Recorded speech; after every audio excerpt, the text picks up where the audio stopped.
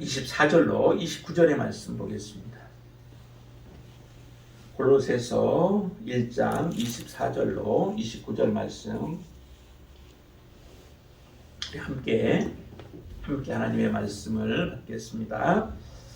나는 이제 너희를 위하여 받는 괴로움을 기뻐하고 그리스도의 남은 고난을 그의 몸된 교회를 위하여 내 육체에 채우노라. 내가 교회의 일꾼 된 것은 하나님이 너희를 위하여 내게 주신 직분을 따라 하나님의 말씀을 이루려 함이니라. 이 비밀은 만세와 만대로부터 감추어졌던 것인데 이제는 그의 성도들에게 나타났고 하나님이 그들로 하여금 이 비밀의 영광이 이방인 가운데 얼마나 풍성한지를 알게 하려 하심이라. 이 비밀은 너희 안에 계신 그리스도니 곧 영광의 소망이니라. 우리가 그를 전파하여 각 사람을 권하고 모든 지혜로 각 사람을 가르치면 각 사람을 그리스도 안에서 완전한 자로 세우려 함이니 이를 위하여 나도 내 속에서 능력으로 역사하시는 이의 역사를 따라 힘을 다하여 수고하노라. 아멘. 우리가 이 본문의 말씀을 가지고 교회의 일꾼이라고 하는 제목으로 함께 같이 은혜를 좀 나누겠습니다. 사도 바울이 실제적으로 교회 이 골로새서를 개척한 것은 아니라고 말씀을 드렸죠. 그런데도 사도 바울은 이렇게 말을 하고 있습니다. 24절에 보시면 나는 이제 너희를 위하여 받는 괴로움을 기뻐한다 라고 얘기를 해요. 사도 바울이 골로새 교회를 위하여서 받는 괴로움들이 무엇일까요? 실제적으로 사도 바울이 골로새 교회를 위하여서 수고하고 애쓴 것은 남들에게 듣고 기도하고 했던 부분들은 있습니다. 그렇지만은 실제적으로 이 골로새 교회를 위하여서 어떤 핍박을 받든지 또 골로새 교회를 대변하면서 어떤 어려움들을 당하고 한 그런 부분들은 사실은 없어요. 그럼에도 사도 바울은 이렇게 고백하고 있잖아요. 너희를 위하여 받는 괴로움을 내가 기뻐한다라고 얘기를 합니다.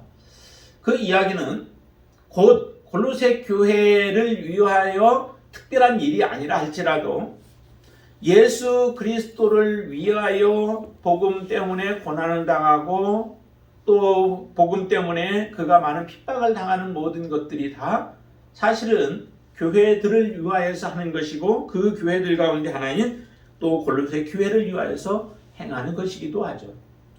그의 마음의 고통은 골로새 교회를 향하여서 큰 마음의 고통을 사실은 가지고 있었습니다. 그러니까 그들을 위하여서 끊임없이 기도하는 거죠. 그들이 행하는 선한 일들을 위하여서도 기도하고 그들이 다른 이단들 또 다른 가르침들을 가르치는 자들로부터 온전하게 서도록 하기 위하여 그 사역을 충성스럽게 감당하고 있는 사도 바울의 삶을 보면은 그것 자체가 사실은 이 골로새 교회를 향하여서 그가 고난과 고통을 당하고 있는 거죠. 이런 사도 바울의 그 삶의 모습들을 보면서 우리가 보아야 할 것이 교회의 일꾼으로서 해야 할 일들이 무엇인가라고 하는 것들을 우리가 보기로 원하는데요. 그 첫 번째 교회의 일꾼으로서 해야 할 일은 교회를 위하여 자신을 주는 삶이라고 하는 겁니다. 이 교회를 위하여서 사도 바울은 괴로움을 당하는 것을 기뻐하였다라고 말씀하죠. 내가 무언가 투자할 것이 있고 가치를 느낄 때에 그것에 대해서 우리는 희생을 각오합니다. 교회가 하나님 앞에 온전하게 서는 부분을 위하여서 사도 바울은 기꺼이 그 일을 위하여 고난을 자처하고 고통을 감수하기를 자처하는 삶을 살고 있는 것이 지금 사도 바울의 삶의 모습이에요. 참 이런 부분들에 있어서 우리가 본받아야 할 부분들이죠. 교회 일꾼이라고 하면 보통 특별하게 목회자들이나 아니면 세워진 그런 전도사들과 같은 부분들만을 우리가 이야기하기 쉽습니다. 그런 사람들만 생각하기 쉽습니다. 그렇지만 교회의 일꾼은 꼭 그런 사람들만이 아니죠. 교회에 세워진 모든 사람들이 사실은 일꾼들이에요. 집사로 세우시는 것도 왜 집사로 세우시는 건가요?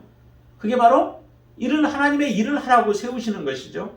그렇다면 집사도 교회의 일꾼이에요. 단지 어느 부분에 대해서 얼마만큼의 해야 할 일들을 주어지느냐, 직분이 주어지느냐에 따라서 자기가 감당해야 할 부분들이 제한적인 부분들이 있긴 하지만, 그러나 똑같이 하나님의 일꾼으로 우리가 부름을 받은 자들이라는 거죠. 하나님의 부름을 받는 그 순간부터 모든 사람들이 사실은 하나님의 일꾼이에요. 그 23절에서는 이렇게까지도 표현하죠. 나 바울은 복음의 일꾼이다 라고 표현을 해요. 복음의 일꾼, 교회의 일꾼, 사실은 거의 같은 의미를 가지고 있죠. 그러나 복음의 일꾼과 교회의 일꾼 가운데서 먼저 해야 할 부분이 있다면 복음의 일꾼이 먼저이겠죠. 하나님의 말씀에 바르게 서 있는 거예요. 내가 하나님의 자녀로서 온전하게 서는 거죠. 내가 하나님의 자녀가 되지 아니하고 하나님의 일을 하려고 한다면 문제가 생기는 경우들을 종종 우리가 많이 봅니다.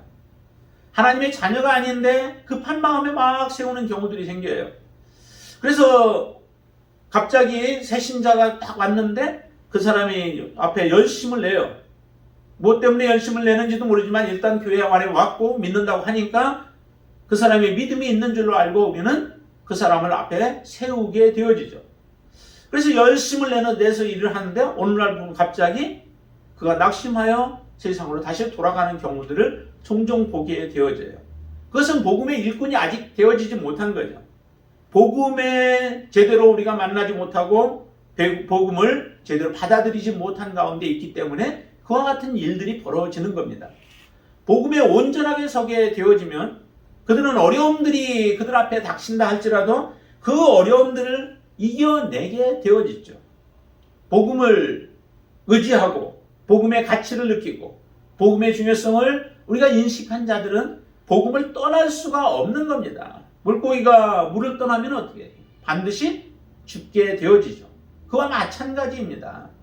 하나님을 떠나면 우리가 죽게 되어지고 예수 그리스도가 포도나무요 우리는 그의 가지라고 얘기는 했는데 가지가 포도나무에서 베어지는 그 순간에 그의 생명은 끝나버린 것이죠. 그것을 우리가 알면은 이 복음에서 결코 떠날 수 없는 자들이 되어집니다. 혹시 문제가 발생되어질 수 있습니다. 사람과 관계 속에서도 그렇고 문제들이 있을 수도 있지만 그러나 근본적인 예수 그리스도에게서는 떠날 수 없다라고 하는 거예요. 교회를 떠나갔다고 그가 예를 들어서 우리 교회에서 만약에 다른 데로 갔다고 해서 하나님을 떠난 건 아니죠. 그러니까 교회는 옮겨질 수도 있지만은 그러나 예수 그리스도에게서는 결코 떠날 수 없는 것, 그게 바로 진정한 복음의 일꾼이라는 거예요.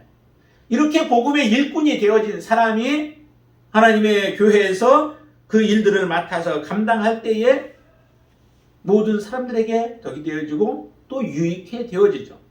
그래서 이 교회의 일꾼이 되어지는 사람은 반드시 복음의 일꾼이 되어진 사람 가운데서 그 일을 해야 하고 그 사람들은 교회를 위해서 자기 자신을 주는 삶을 살아야 한다는 겁니다. 그게 이제 헌신의 삶이죠. 예수 그리스도의 삶이에요. 예수 그리스도를 본받는 삶이 곧 교회의 일꾼들에게 주어진 사명이기도 하다는 겁니다. 항상 교회에 가서 사랑을 간구하기만 하는 사람들이 있죠. 교회가 사랑이 없다라고 얘기를 하며 교회를 비난하는 사람들. 이거는 그리스도인이 아니에요. 교회의 일꾼이 아니에요. 정말 사랑이 없는 것을 알면 내가 그 사랑의 하나의 동기가 되어지고 또 사랑을 실천하는 자로 내가 그 자리에 서라고 하나님은 우리에게 그것을 보여주는 겁니다. 사랑의 일꾼으로 그 자리에서 감당하라고 하나님이 그 자리를 주시는 것을 잊고 다른 사람에게 사랑이 없다라고만 요구한다면 그것은 진정한 교회의 일꾼이 아니고 성도가 아니라는 겁니다. 그러기에 이 사도 바울이 같은 경우는 지금 자기 자신을 이 골로새 교회를 위하여서 온전히 주는 삶을 살아가고 있잖아요. 자, 괴로움을 기뻐한다고 할 뿐만 아니라 24절 조금 더 보시면 거기에 뭐라고 표현하고 있어요? 그리스도의 남은 고난을 그의 몸된 교회를 위하여 내 육체에 채우노라 라고 얘기를 하죠. 그리스도의 남은 고난을 그의 몸된 교회를 위해서 자기의 몸에 친히 채운다라고 얘기를 합니다. 이건 다 고난의 길들 아니에요. 복음을 위하여서 고난의 길들을 지속적으로 걸어가면서 당하는 아픔과 고통들인데 그것을 감수하기를 그는 기뻐하는 겁니다. 디모데를 향하여서도 사도 바울이 얘기를 하죠. 내가 너희들을 위하여서 너를 위하여서 내가 지금 복음을 위하여서 달려갈 길을 다 달리고 모든 걸 마쳤다는 거예요. 그런데 그 과정 속에서 어려움이 있고 고난이 있어도 그 고난들을 온전히 감당하는 그러한 사람이 되도록 디모데를 권면하듯이 우리의 삶에 사도 바울을 통하여서 우리에게는 온전한 그리스도 교회의 그 일꾼으로서 우리가 살아가기를 원하는 겁니다. 예수님도 우리에게 그런 말씀을 하셨습니다. 요한복음 10장에 보면은 예수님은 삭군과 선한 목자에 대한 비유를 말씀을 하시죠. 누가 선한 목자느냐? 자기의 목숨을 양들을 위하여서 주는 자가 선한 목자라는 거예요. 그러나 삭군 목자도 있죠. 삭군은 자기의 배만을 위하여서 행하는 자요. 그래서 이리떼들이 오고 또 짐승들이 악한 짐승들이 오게 되어지면 결국 양들을 버려두고 도망간다라고 그렇게 표현을 하고 있습니다. 자기의 목숨을 주지 않는다면 그 목자는 선한 목자일 수 없다는 거죠. 양들을 지키는 거예요. 양들을 보호하는 거예요. 그 사역을 감당하기를 원하는 겁니다. 바로 교회의 일꾼은 그와 같은 사명을 감당하는 겁니다. 사도 바울이 이처럼 자기와 큰 관련이 없지만 그러나 그 교회를 위해 골로새 교회를 위하여서 그가 이처럼 많은 고난과 또 괴로움들을 그대로 받아 사는 그 모습이 바로 우리들이 해야 할 교회의 일꾼들이 해야 할 일들이라는 겁니다. 이처럼 교회의 일꾼은 교회를 위하여 자기 자신을 주는 것, 그것이 바로 복음의 사실은 진수이기도 해요. 자기 자신을 주는 것. 가장 어려운 게 무엇일까요? 뭐 여러 가지 많은 어려움들이 있겠지만은 그 중에 정말 힘든 것은 우리 자신을 주는 겁니다. 그러나 복음의 핵심은 또 뭐예요? 복음의 핵심은 예수 그리스도 하나님을 우리가 사랑하는 것이고 그리고 이웃을 사랑하는 것인데 전제가 있죠. 무슨 전제예요? 마음을 다하고 뜻을 다하고 힘을 다하여 하나님을 사랑하고 또 둘째도 이와 같으니 바로 우리가 똑같은 모습으로 나 자신을 사랑하듯이 이웃을 사랑하라라고 하는 것이 복음의 핵심이라는 거예요. 그 핵심이 바로 우리의 자신 희생하는 거예요. 내가 예수 그리스도로 말미암아 살림을 받았다면 이제부터는 나 자신이 다른 사람을 위하여 살리는 삶, 나 자신을 희생하는 삶을 살라고 우리에게 요구하시는 겁니다.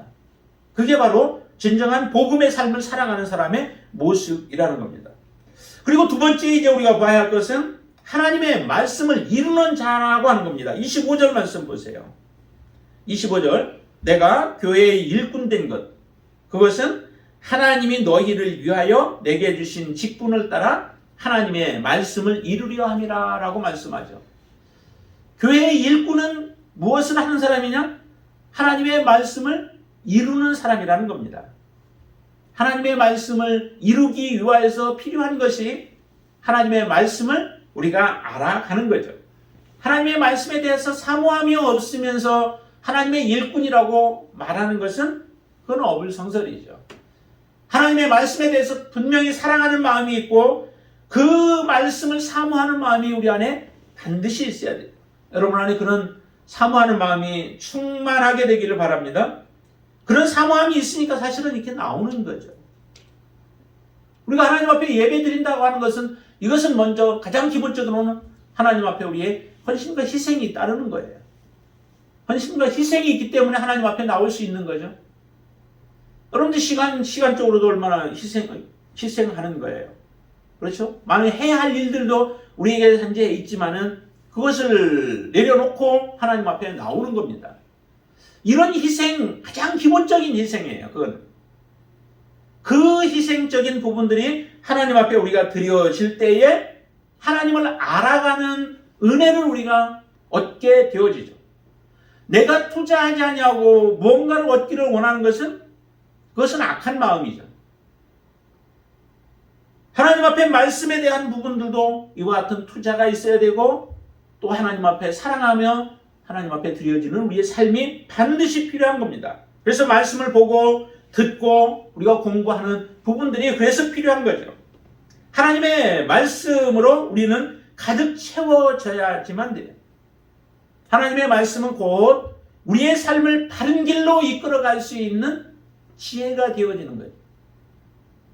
예수 그리스도 안에 온갖 보화가 그 안에 가득하듯이 예수 그리스도를 아는 지혜가 우리 안에 거할 때에, 충만히 거할 때에 우리는 바르게 하나님의 뜻 안에서 서서 하나님의 뜻을 이루며 살아가는 자가 되어져서 결과적으로 하나님 앞에 설 때에 우리가 부끄러움이 없는 그런 하나님의 자녀로 서게 되어질 줄로 믿습니다. 많은 일을 하는 것이 중요한 게 아니에요. 하나의 일을 해도 하나님의 뜻대로 바르게 우리가 그 일들을 행하는 것이 하나님이 기뻐하는 모습이죠. 왕들 가운데서는 많은 일들을 많이 한 사람들이 많아요. 그러나 나라를 확장시켰다고 하나님이 그를 선한 왕이라고 하시지 않습니다. 많은 업적을 쌓아놨다고 그 사람들을 보고 하나님은 선하다라고 평가하지 않습니다. 하나님이 평가하는 것은 그들이 행한 모든 것이 하나님의 말씀 안에서 행했고 하나님의 말씀대로 행했느냐라고 하는 것이 가장 중요한 평가의 기준이에요. 우리의 인생 가운데서도 하나님은 그렇게 말씀하실 거예요. 내가 무엇을 행했느냐, 무엇을 얼마나 이 땅에서 업적을 남겼느냐, 그것이 중요한 게 아니라 하나님의 말씀에 얼마나 합당하게 우리가 살아갔느냐라고 하는 게 그게 중요한 것입니다. 그렇기 때문에 이 하나님의 사람은 반드시 하나님의 일꾼으로서는 하나님의 말씀을 이루는 삶이어야 된다는 거죠. 사도 바울은 하나님의 말씀을 이루기 위해서 그의 모든 삶을 거기에 헌신하고 희생하며 던지는 삶을 살아갔습니다. 그래서 이렇게 고백하잖아요. 내게 주신 직분, 여기는 직분이라고 표현했는데요. 그 전에 번역본에 보면 거기는 하나님의 경륜이라는 표현으로 이렇게 돼요. 하나님의 경륜이라고 하는 것은 하나님의 주권과 섭리를 따라서 우리가 살아가는 삶을 이야기를 하죠. 하나님의 주권에 따라서 하나님의 말씀을 이루는 삶이 곧 하나님이 자기 사도 바울을 세우신 목적이라는 겁니다. 하나님이 사도 바울을 만나서 그로 하여금 하나님께서 이방인의 사도로 그의 사명을 맡겨주셨겠어요. 그건 하나님이 계획하심 속에서 이루어지는 것들이라는 거죠. 실제적으로 나타난 것은 사도 바울이 다메섹 도상에 갈 때에 하나님의 그 경륜이 나타나서 우리에게 눈에 보였지만은 실제 하나님의 계획은 만세 전에 계획하셨다라고 그렇게 고백하고 있습니다. 26절 한번 보실까요?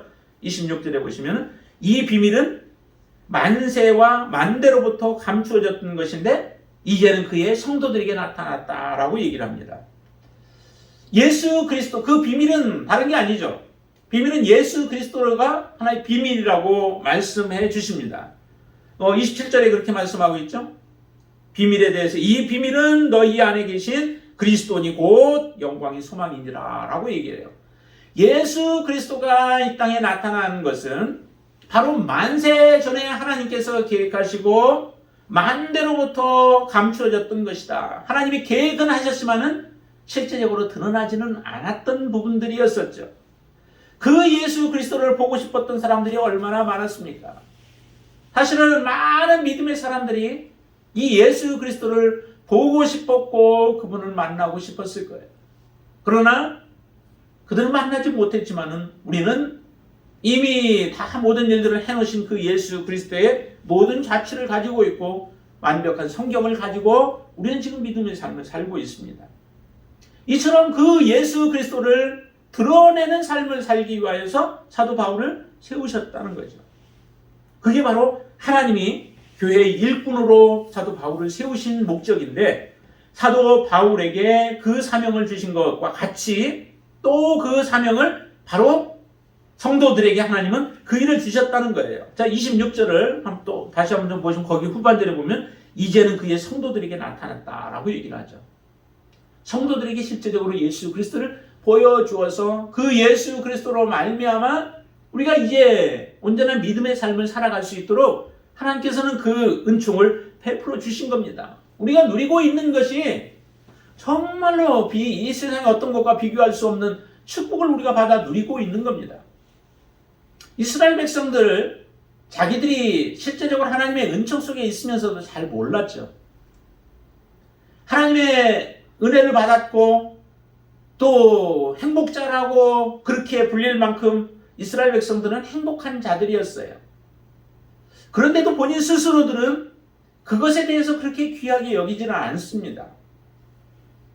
자기들의 진정한 힘과 능력이 되시고 권능이 되시는 하나님을 버리는 이런 일들이 왜 일어날 수 있었겠어요?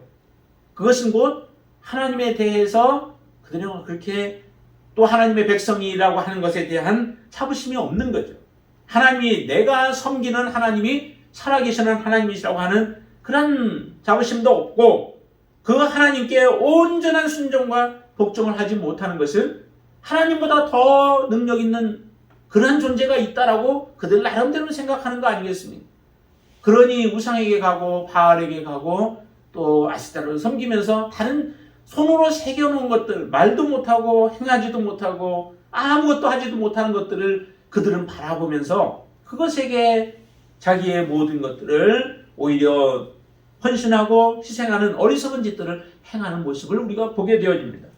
우리가 받은 바 그 은혜를 알지 못하면 우리가 하나님의 일꾼으로서 또 교회의 일꾼으로서 우리를 세우신 것에 대한 그런 자부심도 얻게 되어야 돼요. 참 안타까운 것들 중에 한 가지를 이렇게 보면은 우리에게 작은 일이든 큰 일이든 맡겨지면은 그 일들에 대해서 충성스럽게 정말 그 일들을 감당해야 하는데 하나님이 내게 맡기셨다라고 하는 그런 마음을 가지고 사실은 그 일들을 감당해야 되죠. 집사의 직분도 마찬가지고요. 장로의 직분도 그렇고 또 목사의 직분, 전사도 그렇고 모든 것 다 그렇잖아요.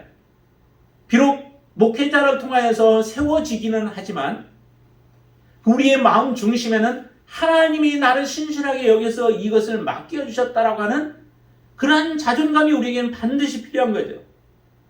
하나님 왜 목회자를 왜 세우시겠어요? 그를 통하여서 교회를 온전하게 세우고자 하는 목적이 있지 않습니까? 그 목적 때문에 세워서 각자 필요한 재능들을 보며 세워주셨다면 그 일에 우리는 충성해야 되죠.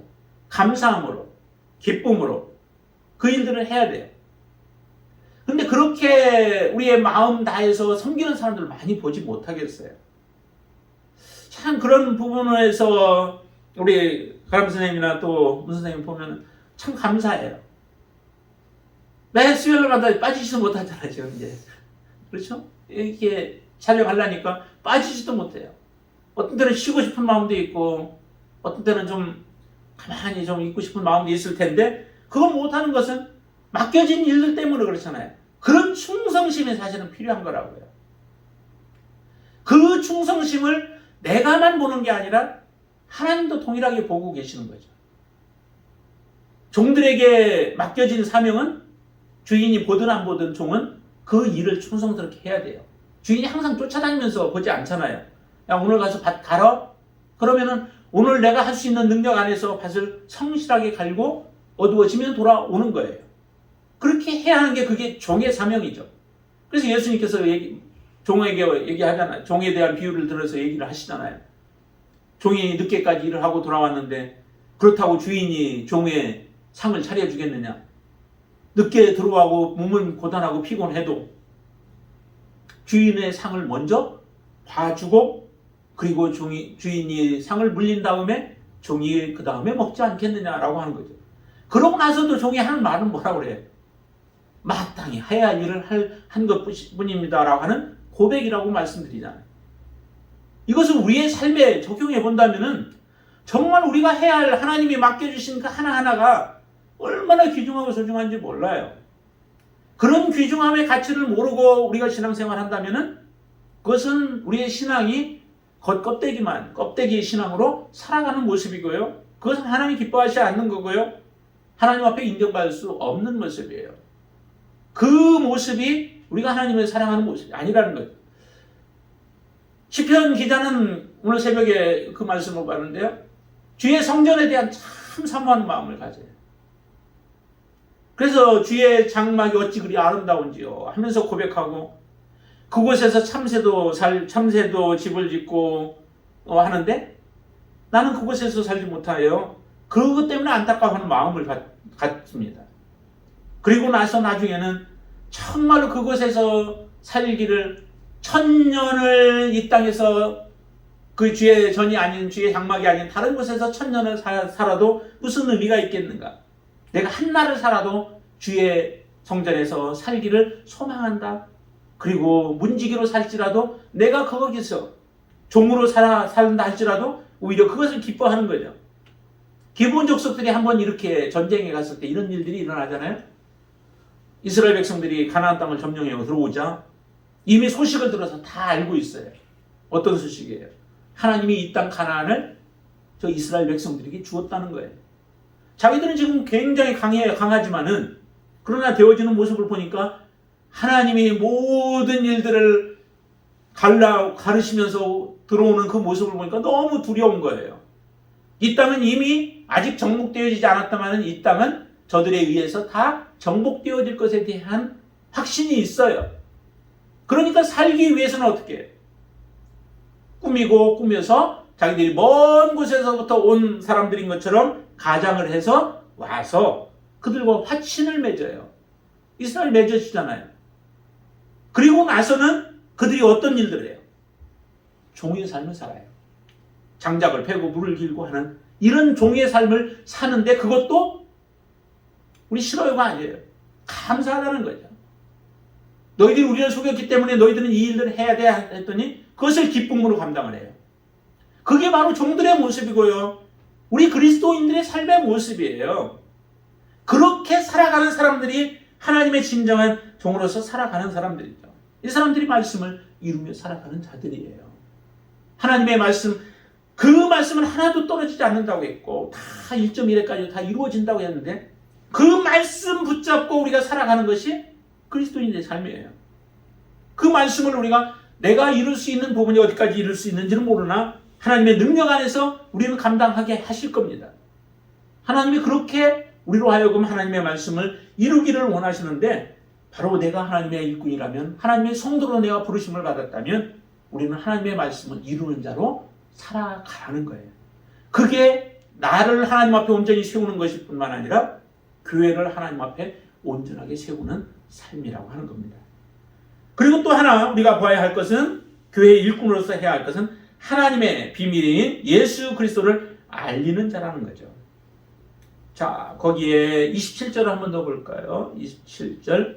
하나님이 그들로 하여금 이 비밀의 영광인 이방인 가운데 얼마나 풍성한지를 알게 하려 하심이라. 이 비밀은 너희 안에 계신 그리스도니 곧 영광의 소망이니라. 28절 같이 읽습니다. 우리가 그를 전파하여 각 사람을 권하고 모든 지혜로 각 사람을 가르치면 각 사람을 그리스도 안에서 완전한 자로 세우려 함이니. 말씀하시죠? 이 비밀을 이방인 가운데 알게 하기 위해서는 누군가가 필요하죠. 복음을 듣지 아니하고 전하는 자가 없이 어떻게 들을꼬 듣지 못하고서 어떻게 믿겠느냐라고 로마서에서 말씀하죠. 그 말씀처럼 누군가가 이 말씀을 증거해야 된다는 거죠. 근데 그 말씀은 누가 증거를 할 수 있을까요? 천사들을 통해서 할 수 있으면 얼마나 쉽게 빨리 할 수 있겠어요. 그런데 하나님은 천사들에게 맡기지 않았습니다. 그 사명을 성도들에게 맡기셨다는 거죠. 하나님의 부르심을 받은 자들에게 그 사명을 맡기셨다는 거예요. 그 부르심을 받은 자가 곧 교회의 일꾼인 거죠. 저와 여러분들이 하나님 우리는 일꾼으로 부르셔서 이 사명을 감당케 하시는 거죠. 복음, 하나님의 비밀인 예수 그리스도 얼마나 귀중한 분이에요. 얼마나 보배로운 존재예요. 그 하나님을 우리로 하여금 증거하라는 거예요. 그 생명을 증거하라는 거예요. 그 영광을 나타내라는 거예요. 우리가 그 예수 그리스도로 인하여서 얼마나 기뻐하고 즐거워하고 또 소망을 가지고 이 땅에서 살아가고 있는가라고 하는 것들을 사람들에게 보여주는 거죠. 나타내는 거예요. 그 삶을 위하여 하나님이 우리를 부르셨다라고 하는 겁니다. 디모데후서 4장 이전에는 때를 어떤지 묻었던지 너희가 전파하라는 거죠. 말씀을 전파하라는 거예요. 예수 그리스도가 내 안에 계시면 우리의 삶을 통해서 반드시 나타나게 되어 있습니다. 그렇죠?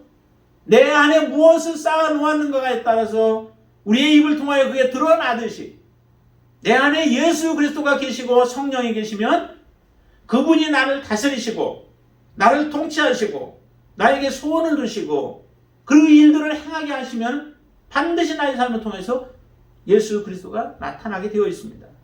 그분을 나타내는 삶이 바로 교회의 일꾼의 사명이라는 겁니다. 이런 사명을 위하여 하나님이 부르셨어요. 사도 바울이 그 사명을 충성스럽게 감당하였고 그 사명 때문에 많은 이방인들이 주께로 돌아오는 역사들이 일어나죠. 또한 하나님은 우리를 부르셔서 그 사명 가운데로 우리를 이제 또 맡기신 줄로 믿습니다. 그 사명을 충성스럽게 감당할 수 있는 하나님 앞에 온전한 영광을 돌리는 귀한 하나님의 믿음의 자녀가 되어지기를 축원을 드립니다. 우리가 한 가지 더 본다면은 그것은 28절 말씀 우리 한번 더 보시죠. 28절에 보면은 그 후반절에 보시면은 이렇게 얘기를 해요. 각 사람을 그리스도 안에서 완전한 자로 세우려 함이니 이를 위하여 나도 내 속에서 능력으로 역사하시는 이의 역사를 따라 힘을 다하여 수고하노라. 각 사람을 권하고 가르치는 목적은 어디에 있습니까? 그 가르치고 하는 것은 그들을 온전하게 예수 그리스도 안에 세우고자 함에 있는 거죠. 우리가 왜 교제를 해야 되나요? 사람들과의 교제를 나누는 이유도 그 교제를 통해서 사람들을 예수 그리스도 안에 바르게 서도록 하기 위한 거죠. 혼자 같으면 무너지기 쉽습니다. 그렇죠? 사람도 혼자이면은 넘어져도 일어나기가 어렵다는 거예요. 그러나 둘이 있으면은 넘어졌다가 다시 한 사람이 옆에서 격려하고 일으켜 주어서 함께 걸어갈 수 있도록 한다는 거죠. 우리의 교제가 그런 의미에서 굉장히 중요한 부분들이에요. 단지 그냥 예배만 드린다라고 하면 예배만 드릴 것 같으면 정말 지금처럼 온라인으로 예배를 드려도 되죠. 그러나 온라인은 그냥 그 급한 때 어떤 한 순간에 필요한 부분들이지 지속되어질 수 없는 겁니다. 그리고 그렇게 되어지면은 우리가 온전한 말씀 가운데 설 수가 없는 거죠. 교제를 통하여 서로 알아가고 또 교제를 통하여서 우리가 하나님의 사랑을 더 많이 느낄 수 있도록 하는 게 이런 진정한 교제가 필요한 거죠. 그런데 사람들은 그런 부분들을 요즘 시대가 변화되어졌기 때문에 온라인 예배가 더 활성되어야 된다라고 생각들을 많이 해요. 그러나 그것은 진정한 예수 그리스도의 제자로 만들어가기가 어려운 거죠. 정말 하나님 앞에 순종하고 하나님 앞에 헌신되어진 삶을 살기를 원한다면 그렇게 우리의 편안함을 추구하면서는 안 되죠. 나의 편안함이 곧 하나님이 기뻐하시는 것인가? 또 내가 그렇게 해서 뭔가를 조금 더 아낀다고 시간을 아낀다고 해서 하나님 앞에 내가 더 많은 것들을 드릴 수 있을까? 그거는 부정적인 부분들이 참 많습니다. 하나님 앞에 공동체로 함께 드려지는 이 예배가 없이는 하나님 앞에 온전한 모습으로 서기 어렵습니다. 교회라고 하는 것은 하나의 온전한 그 유기체라고 얘기를 하죠. 유기체는 서로 연결이 되어지는 겁니다. 누군가가 있어. 우리 문 선생님이 있어야 또 나도 있고 또 가람 선생님도 있어야 내가 있고 서로 간에 그렇잖아요. 지금 이 자리도 아무도 없으면 제가 예배 지금 드리겠어요? 예배 저도 안 드려요. 드릴 수 없어요. 안 드리겠죠.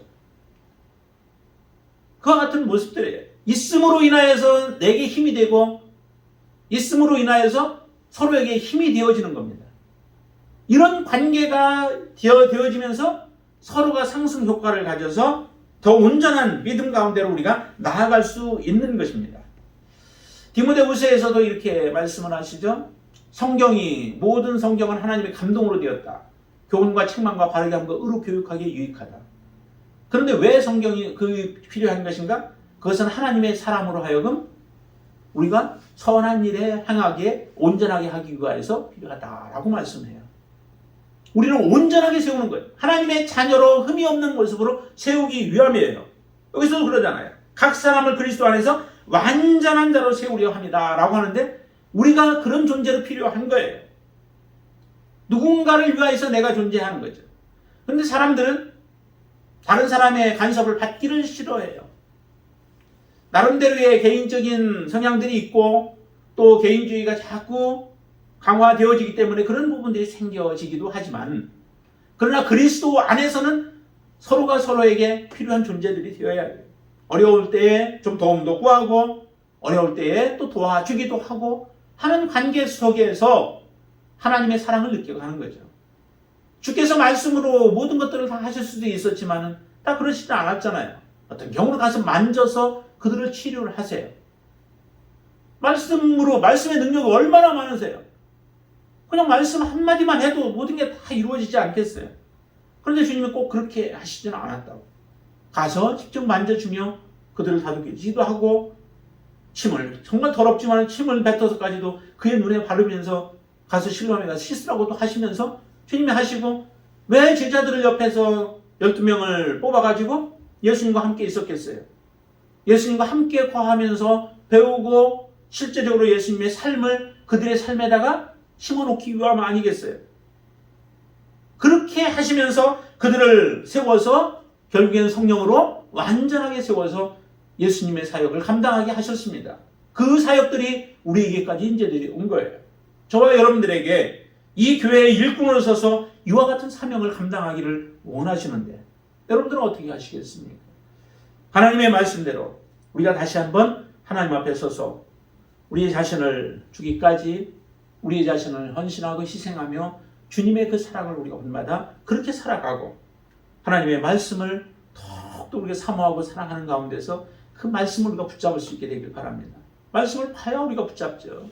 우리가 실천해야 할 하나님의 말씀을 붙잡아야 그 말씀이 우리의 삶이 되고 내 삶에서 그게 이루어질 수 있는 것이죠. 하나님은 정말 비밀, 예수 그리스도는 완전 비밀입니다. 완전 비밀이었던 그 예수 그리스도를 우리에게 알려주셨다면 그 예수 그리스도를 전하는 자가 되어야죠. 그리고 우리를 통하여서 세우실 하나님의 사람들이 또 있습니다. 그들을 세워서 우리가 함께 주님의 나라를 이루어가는 귀한 하나님의 자녀로 하나님 앞에 서게 되기를 주님의 이름으로 축원을 드립니다. 기도하겠습니다. 아버지 하나님 감사합니다. 내가 어떤 존재였습니까? 예수 그리스도를 알고 그 안에 거하며 하나님의 일꾼으로 예수 그리스도의 일꾼으로 교회의 일꾼으로 복음의 일꾼으로 우리가 서서 주님을 섬기는 삶을 살아왔습니까? 아버지 하나님 우리가 혹시라도 우리의 부족한 부분 때문에 알지 못하고 행하지 못하였다면 다시 한번 우리에게 능력을 주셔서 이제 이 말씀 붙잡고 우리가 이루어가며 하나님을 더 경험하고 하나님 앞에서 온전한 자로 우리의 자신이 발견되어지는 역사가 일어나게 하여 주시옵소서. 아버지 하나님 우리가 온전한 공동체로 주님 앞에 서기를 원합니다. 주님 도와주시옵소서. 주님 우리를 다스려 주시옵소서. 우리 가운데 하나님의 주권으로 통치하여 주시옵소서. 오직 하나님만 예수 그리스도만 드러나는 삶이 되게 하여 주시옵소서. 온전한 일꾼으로 우리가 설 때에 온전한 공동체가 이루어지는 줄로 믿습니다. 예수 그리스도의 온전함이 우리를 통하여 나타나게 하여 주시옵소서. 우리 성도들을 하나님께서 다시 한번 온전히 세워주셔서 믿음 가운데 바르게 설 수 있는 은총을 허락하여 주시옵소서. 예수님의 이름으로 간절히 기도드리옵나이다. 아멘.